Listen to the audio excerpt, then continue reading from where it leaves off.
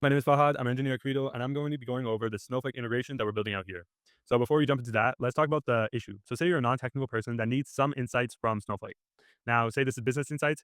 The two options that you have right now are reach out to a business intelligence analyst that knows where the data is and knows how to query the data for you, or look for a dashboard that has the data, which is on Looker, Power BI, Tableau, or one of the other data storage platforms.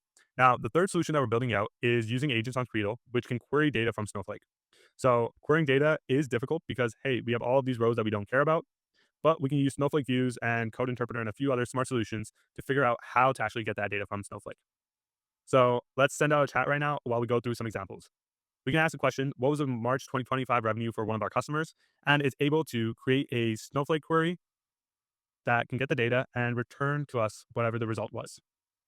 Now, say we wanted a more specific question. What was the revenue by customer segment in a particular year? It's able to query that data and also generate a nice visualization so we can see the revenues relative to one another. Another cool example was, what are our top three COGS vendors, which are cost and goods and services? Now you can ask a follow-up question. Okay, give me all the COGS vendors that we have and all their total fees. And it's able to generate another great visualization for you. Lastly, show me revenue by customer segment in the past 13 months and show as a stack bar chart.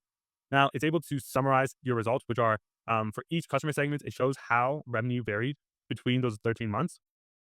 And then you could query it further by saying, hey, for this particular customer segment, give me the month by month revenue and generate a line chart for me. Now, it's querying Snowflake for each of these values to get you month by month the values for the last 13 months and generating a nice line chart.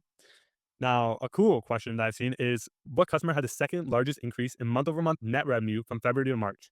And it's able to generate a great query that gets that data for you and pulls it out nicely. Now, an even more complex query, give me the top 10 customers that had the largest increase in month over month net revenue from February to March in 2025 in a particular segment. And again, able to query Snowflake and get that data for you. Now, the opportunity here is pretty powerful because it's generating queries on the flies. These aren't predefined queries that analysts have to write, similar to like Looker dashboards. It's all predefined queries that they have to write to show you some metric.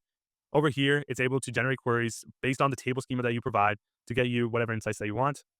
So that's a quick overview of the Creo demo on Snowflake. And here we go. We can see that this result finished in a minute. You can see how Creo agents allow you the flexibility to get custom data cuts and visualizations where a dashboard would just have fixed data views. Very powerful. And the best part is this integration works on Slack as well. So you can send a message in Slack, forget about it, and it will reply to you in thread once that message is ready.